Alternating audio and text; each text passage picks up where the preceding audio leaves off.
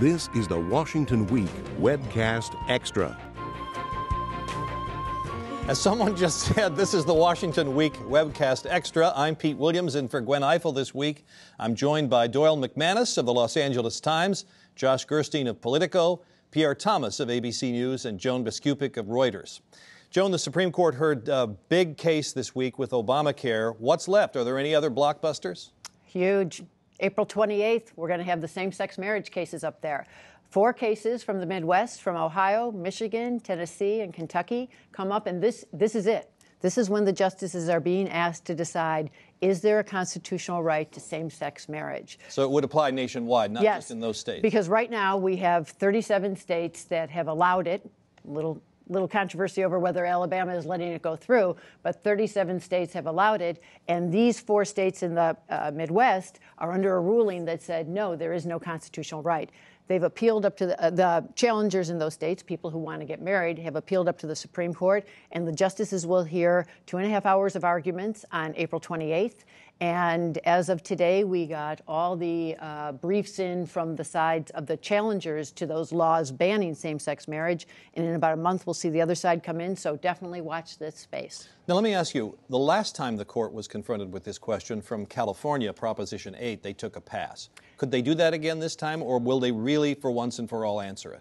You know, we keep saying they're about to do it, they're about to do it. We said that in October when they didn't take a bunch of cases up. I think this is it. I think with the vast majority of the states now allowing same-sex marriage, there's such a disparity out there that the justices will feel that they need to standardize, make the law uniform nationwide. So I don't think there's an out this time. Pierre, there was about a month's worth of stories out of the Justice Department this week, and one of them was the end of this legal saga for the former CIA director and former military commander David Petraeus. Would you say he got a good deal?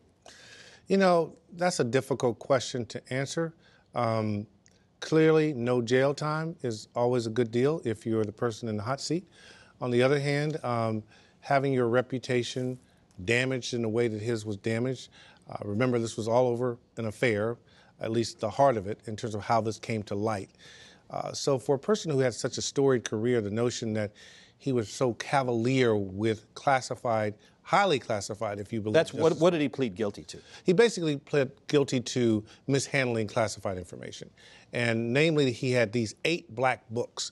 And these books, according to the Justice Department, included information about covert operatives, conversations with the President of the United States, military strategy, our intelligence capabilities. So there were a lot of very sensitive things in these books. And the irony is that they're called black books. And again, he was accused of having an affair. So there you go. And he gave them to his mistress, who was writing a book about him, right? Exactly. There was a period of time where he gave the books over to her.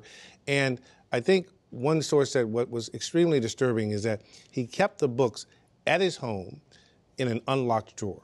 Pierre, there are a lot of claims in these cases that there's a double standard, that high-ranking officials who leak information or mishandle it rarely get punished or get a slap on the wrist, whereas low-level people, Bradley Manning or others who release information, get often very lengthy prison sentences. Do you think this feeds one of those arguments or the other? Because he's not going to get jail time, but as you say, he's now been publicly charged with a crime and sort of humiliated. Well, that's a long-standing argument in terms of, do the people in power get the sweetheart deals? But let me say, just in covering these stories, typically the officials who are charged with crimes that put them in jail, it's doing something with the information and making it vulnerable. In this case, there was no evidence that anyone saw that the CIA director included to harm national security. It was basically sloppiness with a little dash of, was he giving these books to his mistress to maintain that relationship?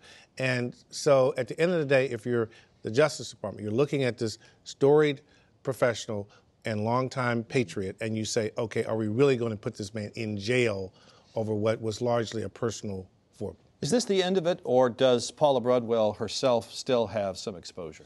She still does have some exposure. As far as I can tell, that case has not been closed.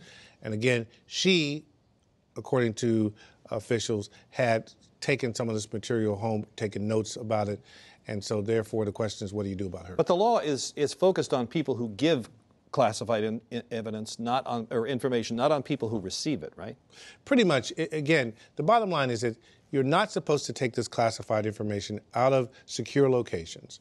And two, you're not authorized to give it to people who don't have the specific clearances. And whatever clearances that Ms. Broadwell had, it's pretty clear there were certain things that a four-star general would have access to that she probably shouldn't have gotten access to. Okay. Pierre, thanks.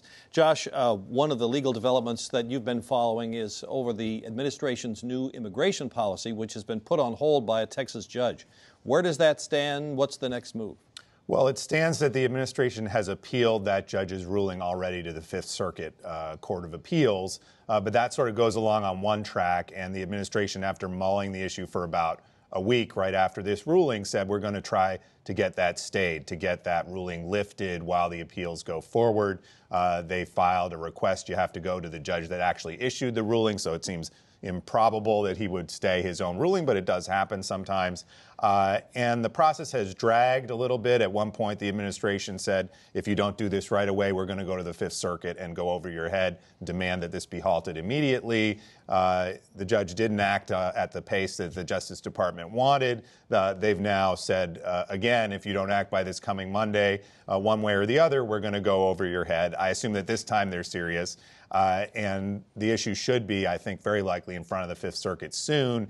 That's not a great place for the administration. It's a very conservative appeals court, probably the most conservative in the country. So if this is seen in partisan political terms, they may not get the answer they like right there. So what they did is they said to the judge, if you don't decide by Monday on whether to put a hold on your own ruling and let us start this process of taking these applications from people, we're going to go over your head.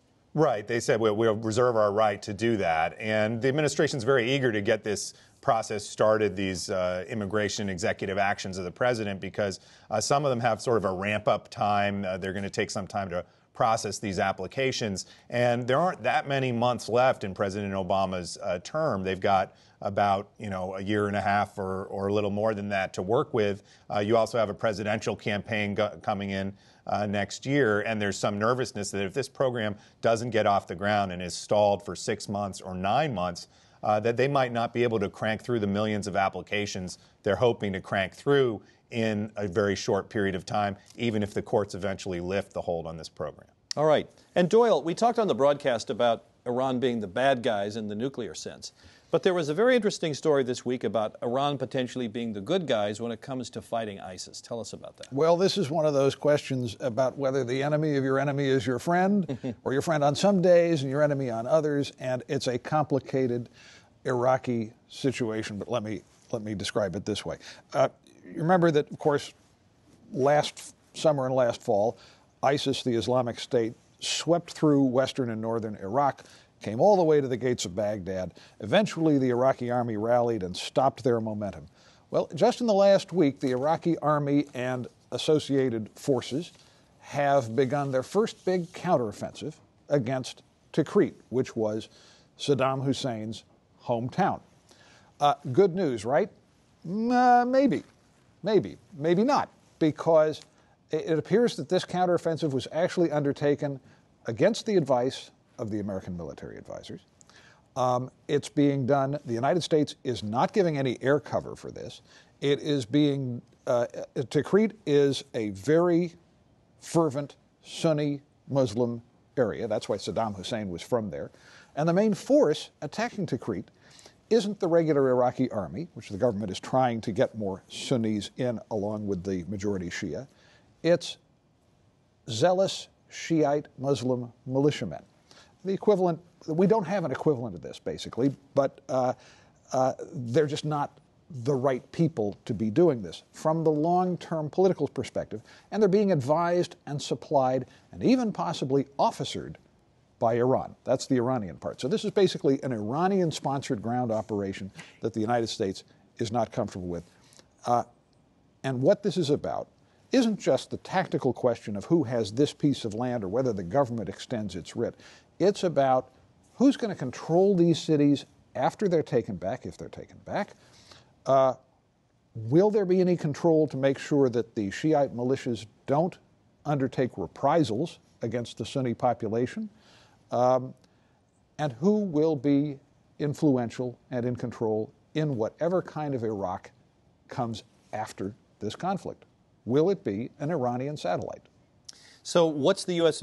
posture about all this? They're just sort of turning a blind eye to it. There really isn't much they can do about it. There isn't much they can do about it. Actually, it's in a sense, it's embarrassment, because we've spent a lot of time trying to build up an Iraqi government that was supposed to be patiently building up Sunni Muslim forces to take Sunni Muslim areas.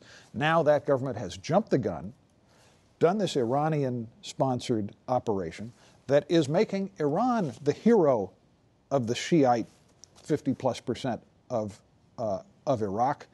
The United States can't condemn it, but you can tell the administration and the military aren't happy about it. Is it working? Right. Is it working? Well, that's an interesting question. We don't know yet.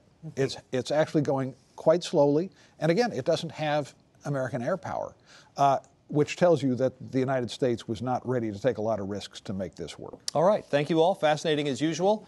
Thank you for joining us. I'm Pete Williams. Gwen will be back here next week for another edition of the Washington Week Webcast Extra.